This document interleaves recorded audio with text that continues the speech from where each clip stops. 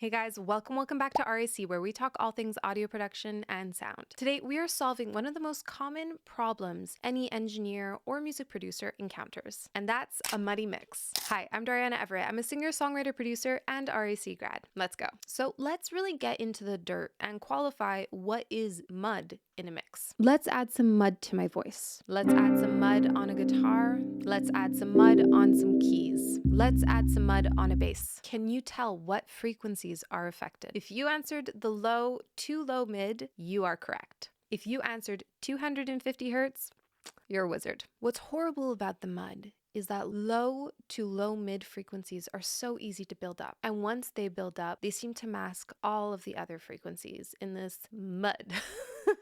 So that's why we call it mud. It makes everything dirty. It can also be used as a more general term, used to describe a dull, clouded sound that makes it difficult to appreciate any particular sound in a mix. Kind of like a blanket is placed over your sounds. Muddy mixes lack clarity and aren't able to showcase a balanced dynamic range. Instead, the entire mix feels somewhat lifeless, with the problematic frequencies reigning as king. So let's go over 5 culprits and fixes for the mud in your mix. 250. Oh boy. The mud is usually found between 180 and 350 hertz, with its muddiest being at good old 250 hertz. This frequency in one sound can interfere with the entire mix. Because it's in the low and low mids, as we said, it's so easy to build up. And if we're not careful with our low end management, it can really be what makes a mix fail miserably. This can happen to anyone on any sound source if you're not careful. Maybe you mic too close, getting the proximity effect.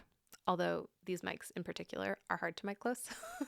Maybe the tone on your pedal was too dark. Or maybe you're using a downsampled sound that has a lot of juice in solo, but completely takes over when you put it in the mix. Regardless of your sound source, having something that feels muddy is not a good look. So, how do you fix it? So one of the main ways you do this is by finding the problem sound. Once you find that problem sound, you then target that frequency band with a subtractive EQ. It's actually quite an easy fix and will help your sound so much more expensive and polished. Pro tip. I particularly like dynamic EQs as they are more reactive and will help you tame your problem frequencies much better. Also, you will want to verify that you are indeed going to the root of your problem frequency, which means going to the fundamental rather than a harmonic. I've gone over fundamentals and harmonics in a number of videos, but if you would like an in-depth explanation of fundamentals and harmonics, or even other videos on music theory, please let me know and I'll make some videos for you. Number 2, frequency distribution and optimizing voicing. If we think of a song in terms of a frequency pie, we have to follow a recipe for there to be a certain balanced sonic flavor. Like if we have a lot of low end, maybe that will overpower the high end. Each sound has frequency bands in which they sound best and worse. When getting into mixing, it's important to think of the whole song together and make sure you are highlighting each sound so it best serves the sound pie.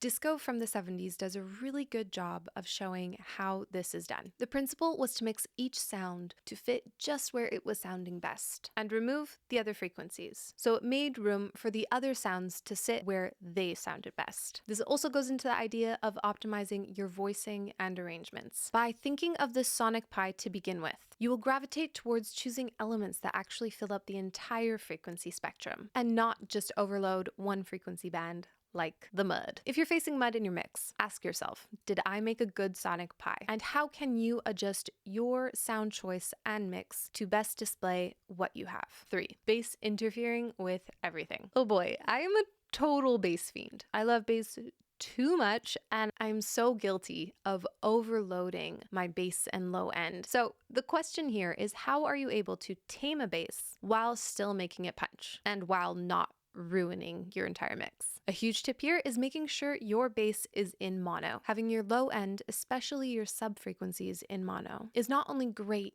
/ necessary for if you're playing your songs in clubs or in a good stereo system, but also for getting control and helping that low end hit just right. Another thing to do is sidechain your bass or low-end instruments. We have a whole in-depth video on sidechain and parallel compression, which I will link down below in the description. But in essence, it is applying compression that is triggered by another sound so that the sound it is applied to ducks or compresses when the trigger is played. An obvious example of this is a kick and a bass, but you can do this with a voice, percussion, or even an LFO to trigger a creative effect. In terms of mud, using this technique can help you tame the low end. Number 4, check your sub or sub alternatives for your home studio. So especially when you're starting out in mixing, having a sub or even a tactile sub is so helpful for understanding low end management and how much low end you're actually putting into your mixes. Finding a sub or tactile sub is super important for making sure you're keeping your low end in check. Try to find a friend with a good studio, or maybe rent a studio or use someone's car that has really good subs in it. Just make sure to check your mixes in a good system from time to time. Once you know your system really well, even your headphones, you'll be able to optimize your mixes for the information you're lacking. So maybe you don't have a sub, but you know that if you're hitting a certain metric with your low frequencies, you're okay. But if you pass it, you maybe have too much low end information, thus maybe a little bit too much mud. No reference tracks. Why are you not using reference tracks? I have gone on and on about how essential reference tracks are for nailing your mixes, getting creative inspiration, as well as making sure you're hitting all of your levels. We have done a whole video explaining why reference tracks are your best friends, which I will also put down below in the description. You can use software like Insight or many others that will help you analyze your reference and then help you hit all of your target levels. Well, that's it for this video. I hope this video helped with helping you think of a few reasons as to maybe why you are getting mud in your mix and how you can solve it. If you like this video, feel free to like, share, and subscribe. We come out with new content every week, and I'll see you in the next one.